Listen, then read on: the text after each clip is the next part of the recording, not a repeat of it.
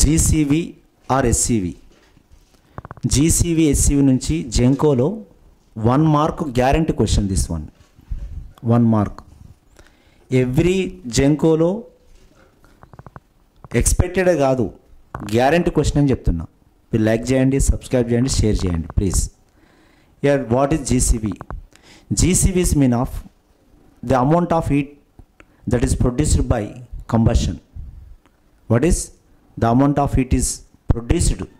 The amount of is produced and is mean of on by combustion. ఇప్పుడు మనం కాలబెట్టినప్పుడు ఏదైనా శక్తి వస్తుంది, దాన్ని ప్రొడ్యూస్ చేసేటువంటి హీట్ని ఏమన్నారంటే the amount of heat is produced by combustion. The how much of heat is produced అంటే is a coal ranking is depends on the GCV. మరి వాట్ ఆర్ ది అంటే which of the following is a depends on the GCV, is a not GCV not depends on అని చెప్పి ఇట్లా కూడా question ఇవ్వచ్చు. ఓకేనా? First of all మనకు దాని మీద తెలియాలి అసలు what is GCV. GCV is mean of what? The amount of GCV gross calorific value. Gross calorific value or high calorific value. Okay, GC1 SC1 సేమే. మరి ఎట్లా వీటిని మనం మెజర్ చేస్తాం? Now GCVs depends on majorly the 4 factors. GCV depends on majorly 4 factors. GC1 SC1 main. Last time question కూడా వచ్చింది దీంట్లో. GCV now CVME అని పెట్టుకోండి. CVME వాట్ ఈస్ CVME మీద డిపెండ్ అవుతుంది. What is C? Fixed carbon. What is V? volatile matter. What is M? Moisture. M is mean of moisture. A is mean of ash.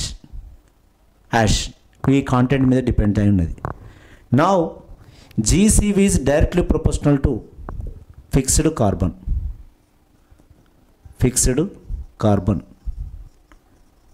Now the fixed carbon is more, the GCV or SCV is more.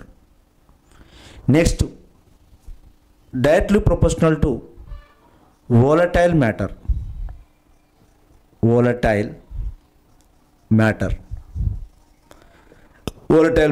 Last time question, this one is last time question. Under inversely proportional పెట్టారు. GCV is a directly proportional to volatile matter.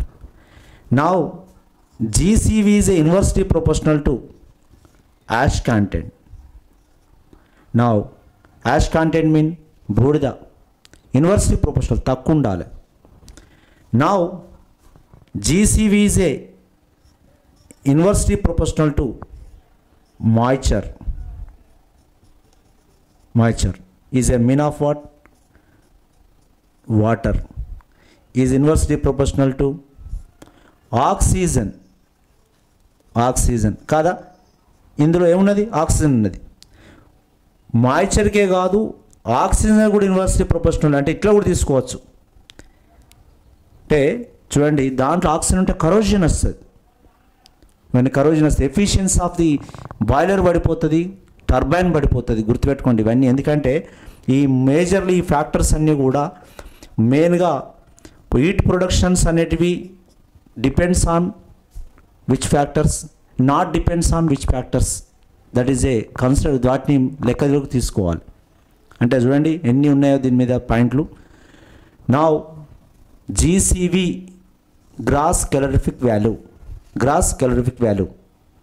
రేపు ఇచ్చిండు అనుకోండి. Gross calorific value ఇస్తే is depends on the majorly 4 factors. One is fixed carbon, second one is a volatile matter, third one is a ash content, moisture. ఇందులో directly inversely అంటే only 2 factors are directly. ఒకటి fixed carbon and volatile matter. Inversely proportional to moisture and ash content. వీటికి మాత్రమే దీని మీదనే depends అయి ఉంటుంది. మళ్ళీ ఈ ఫిక్స్డ్ కార్బన్ ఎట్లా లెక్కించాలి, ఇది కూడా ఒక కౌంటింగ్ ఉంటుంది. Please like and subscribe, share it. Okay.